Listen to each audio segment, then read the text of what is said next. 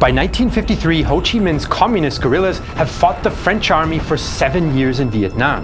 The French are struggling to pin down and destroy the elusive Viet Minh revolutionaries.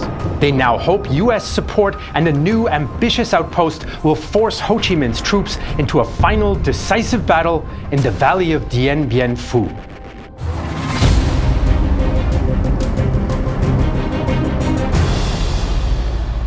By early 1953, the Indochina War is a stalemate. Both sides, the Viet Minh and French Union, have experienced their fair share of victories and defeats. Ho Chi Minh and Vo Nguyen Gia's Viet Minh forces wiped out the French border forts and garrisons in 1950 and ambushed a major French patrol in 1952. But they've been unable to capture significant French positions defended by artillery and air power. In their attacks on Vinh Yên in 1951 and Nha San in 1952, they suffer huge casualties for no gain.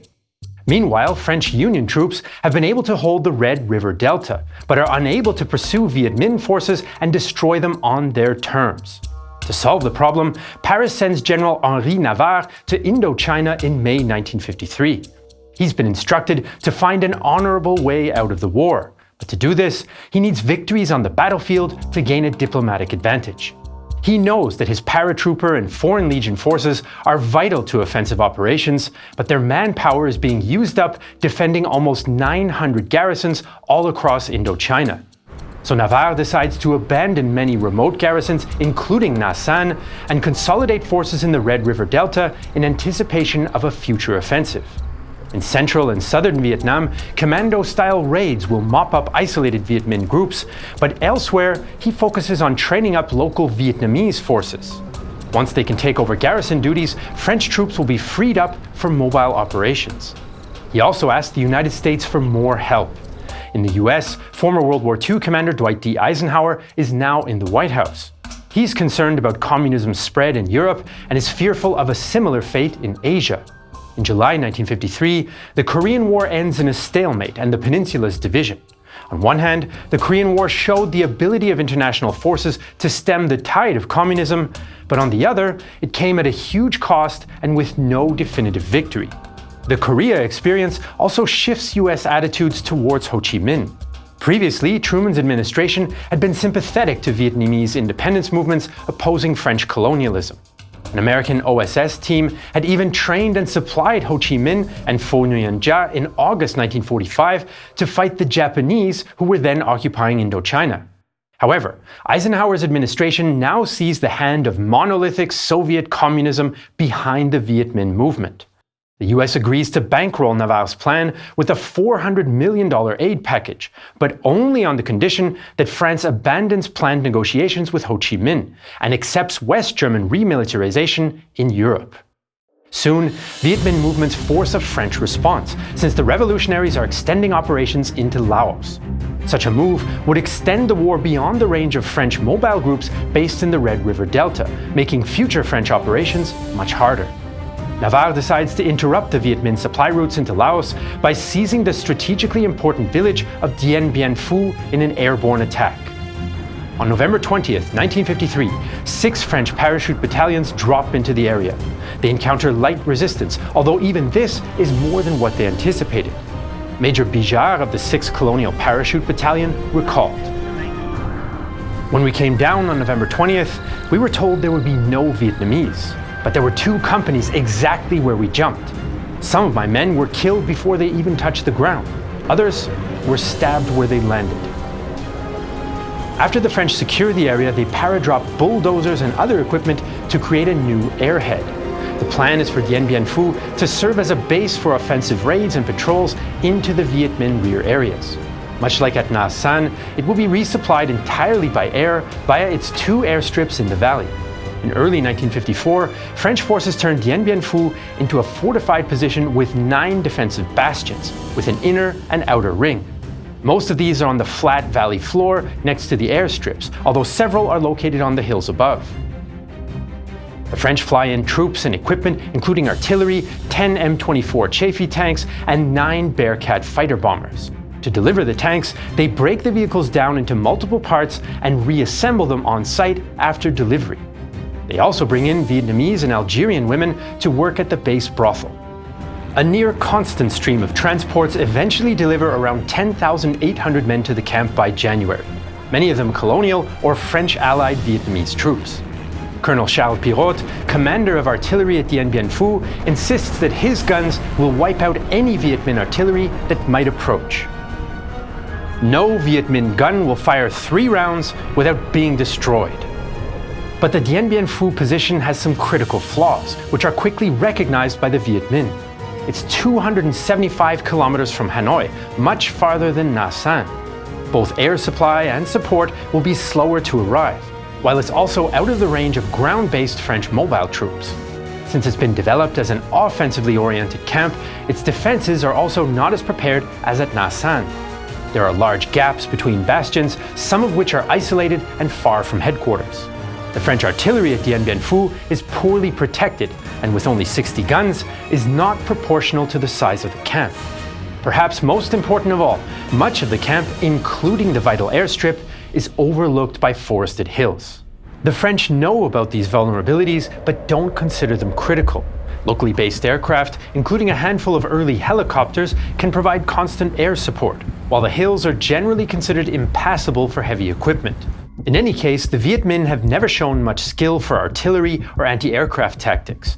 Isolated bastions will merely lure the Viet Minh in, where, much like at Nha San, the French can destroy them. Viet Minh military commander Vo Nguyen Gia moves 50,000 regular Viet Minh troops into the area, about 1/3 of his total regular force. Furthermore, with the Korean War over, the Viet Minh can count on more Chinese support. Viet Minh troops undergo training in artillery, heavy weapons, and engineering, and they're now equipped with large-caliber artillery, including American models captured in Korea by the Chinese, and more sophisticated anti-aircraft weapons. The Central Military Committee of the Chinese Communist Party tells its advisors in Indochina, "To eliminate the enemy totally and to win the final victory in the campaign, you should use overwhelming artillery fire. Do not save artillery shells. We will supply and deliver sufficient shells to you." The French notice the buildup and attempt to bomb Viet Minh columns on roads and known jungle paths. However, an army of Vietnamese porters cut new hidden paths through the jungle, eventually totaling over 500 kilometers. By January, around 240 Viet Minh artillery pieces, heavy mortars, recoilless rifles, and flak guns have been maneuvered into the hills surrounding Dien Bien Phu. Such a concentration of manpower and equipment is a gamble for Gia, as it leaves other areas undefended and could result in the loss of precious heavy weapons. However, negotiations are planned for April, and he knows that whoever wins at Dien Bien Phu will gain a diplomatic advantage.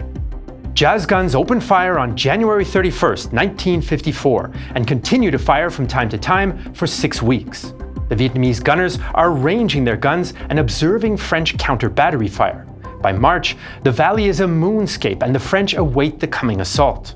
War reporter André Lebon recorded a conversation between 2 French troopers. "It's going to be like Nha San, only 10 times bigger. Or almost Verdun. This time they'll put all their big artillery here and will show us what they've learned about big war fighting." On March 11th, the 1st Viet Minh probing attacks target the northern Gabrielle, Anne-Marie, and Béatrice bastions. Isolated on a hilltop, Béatrice is especially exposed. Viet Minh assaults show more sophistication than at Nha San. Before an attack, they pound French positions with accurate artillery, collapsing bunkers and knocking out guns. A legionnaire at Béatrice recalls the barrage. "We're all surprised and ask ourselves how the Viets have been able to find so many guns capable of producing an artillery fire of such power. Shells rain down on us without stopping, like a hailstorm on a fall evening. Bunker after bunker, trench after trench collapsed, burying under them men and weapons." Viet Minh diversionary attacks prevent the French from sending help, and Béatrice is overrun on March 14th with 75% French casualties. Next, Gia targets Gabrielle, and despite a French armored counterattack, that position also falls. French counter-battery fire is ineffective and fires 25% of their ammunition on the first day. As resupply aircraft attempt to land, they encounter a hail of anti-aircraft fire from the surrounding hills. Meanwhile, artillery hits the runway as well. Vietnamese shells destroy C-47 transport planes on the ground and damage all but 2 of the Bearcats. On March 15th, with much of the French artillery destroyed or ineffective, Colonel Pirot apologizes to his officers before killing himself with a grenade. To many, the battle already seems lost, but the remaining French troops fight on and reinforcements are dropped into the camp. Up to 4,300 French troops, some with no parachute experience, will be dropped into Dien Bien Phu from mid-March to early May. In early April, French paratrooper Captain Pierre Fauroux jumped into Dien Bien Phu at night. I jumped with the first wave close to midnight. No sooner did my parachute open than I found myself in the middle of an extraordinary spectacle. Anti-aircraft fire, illumination flares, tracer rounds. It was a real Bastille Day fireworks show.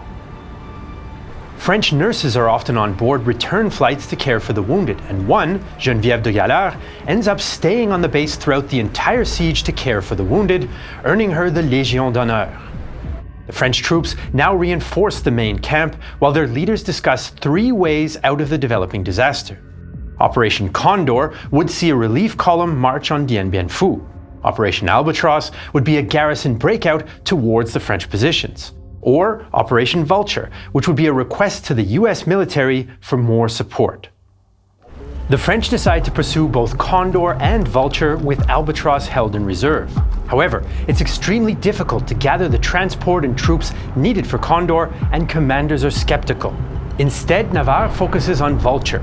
He asks the US to lend France heavy B-29 bombers, which can blow away Viet Minh artillery and anti-aircraft positions. Officially, the B-29s will be flown by French crews, but given the training difficulties, it's debatable how likely this is. The Americans understand that the French are asking for direct US military involvement. The request does have supporters in Washington. Secretary of State John Dulles and Vice President Richard Nixon support armed intervention, perhaps even the use of atomic bombs. But others aren't so keen. By 1954, the US is already covering almost 80% of French military expenditure in Indochina, and General Matthew Ridgway, former commander in Korea, suggests further commitment will bog down resources and likely provoke Chinese intervention. He's joined by House Minority Leader Lyndon B. Johnson, who argues any intervention should be part of an international coalition, including Britain and other democratic Asian states. President Eisenhower writes British Prime Minister Winston Churchill to encourage a united front. If I may refer again to history, we failed to halt Hirohito, Mussolini, and Hitler by not acting in unity and in time. That marked the beginning of many years of stark tragedy and desperate peril. May it not be that our nations have learned something from that lesson? The letter gets a cool reception in Britain, where the public favors a negotiated settlement with the Viet Minh. There will be no international coalition, and consequently no official US intervention, although 37 American pilots fly 682 resupply sorties to Dien Bien Phu. They're officially employed by Civil Air Transport, an airline covertly operated by the CIA. Some historians suggest that Eisenhower knew his proposal would fail, but was looking for a way to avoid intervention while simultaneously appearing supportive of France. He later stated, "If the United States were unilaterally to permit its forces to be drawn into conflict in Indochina and in a succession of Asian wars, the end result would be to drain off our resources and to weaken our overall defensive position." So by late March, the besieged French defenders of Dien Bien Phu are on the verge of defeat. The Vietnamese have captured much of the northern camp and nearly put the airfield out of action. With no US support coming, the French prepare a relief column in Laos, although poor weather and Viet Minh activity will get in the way. Meanwhile, French air support is ineffective against the Viet Minh. With Dien Bien Phu's own planes destroyed, it must rely on air support from the Red River Delta. But heavy anti-aircraft fire means few planes remain in the area to properly spot and hit Viet Minh targets. As napalm supplies are used up, the French resort to dropping lazy dog cluster bombs, anti-personnel weapons consisting of 11,200 sharpened, finned flechettes which could penetrate jungle cover over a wide area with deadly effect. Undeterred, the Viet Minh continue their assault. On March 30th, they target bastions Dominique 1 and 2, as well as Hélène 1, 2, and 4 in the so-called Battle of the Five Hills.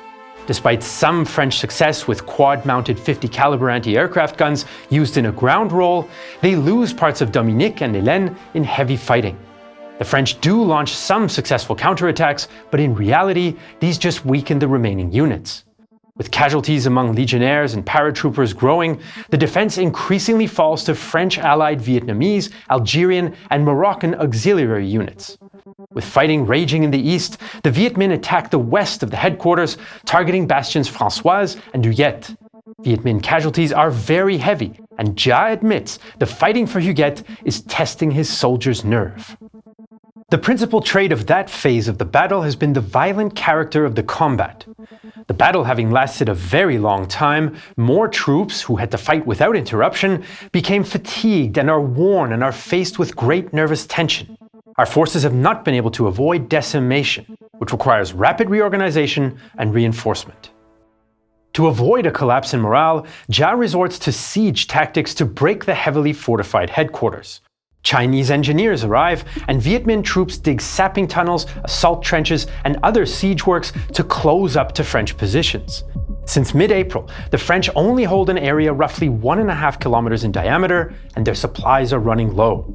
Transport planes attempt to paradrop more supplies, but many fall on Viet Minh positions.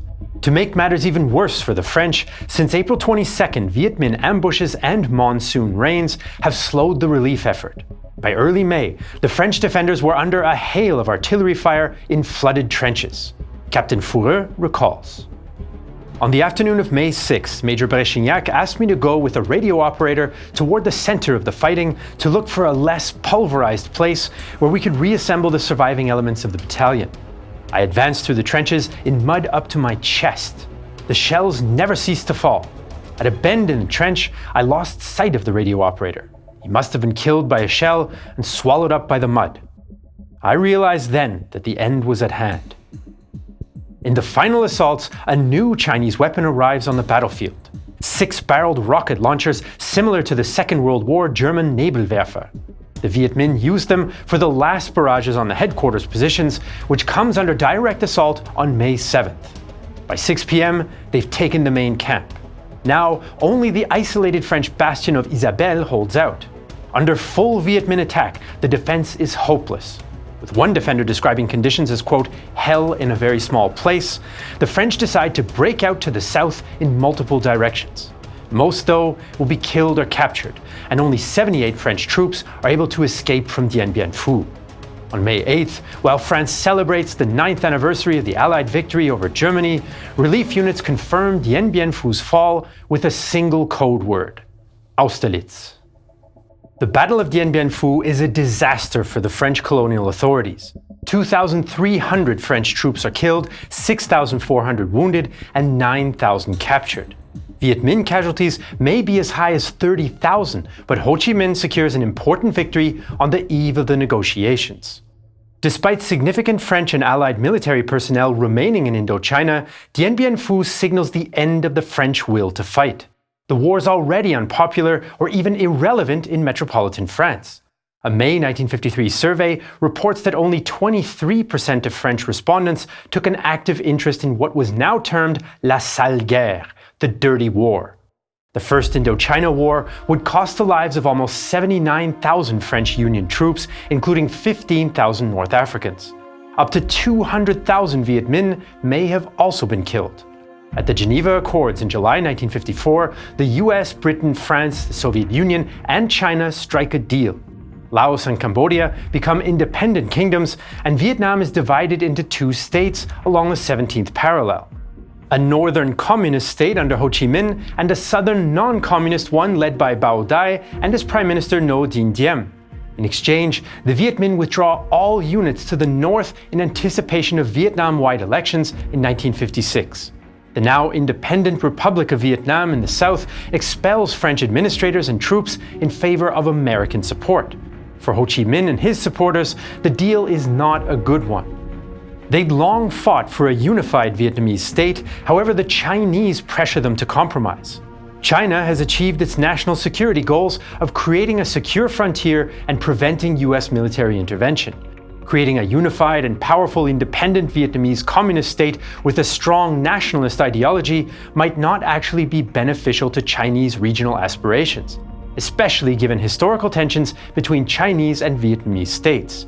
Instead, China hopes to pursue a peace offensive in the coming years to legitimate its state and shore up its diplomatic and strategic gains. For Viet Minh leader Le Duan, it's a bitter pill to swallow. I traveled by wagon to the south. Along the way, compatriots came out to greet me, for they thought we'd won a victory. It was so painful. For the US, a North Vietnamese communist state is cause for alarm.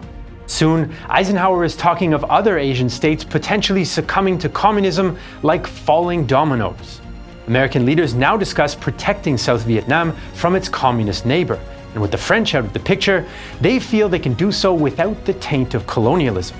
So in 1954, Indochina's struggles, especially Vietnam's, are far from over. And neither was the Cold War over. 1 year after the death of Stalin, the nuclear arms race between the superpowers continued, and the Soviet Union still pursued its vision of atomic-powered communism by rapidly expanding the construction of nuclear reactors across the country. If you're interested to learn more about the Soviet nuclear program, from its origins in World War II to the Chernobyl disaster and beyond, you can watch our new documentary series Red Atoms exclusively on Nebula.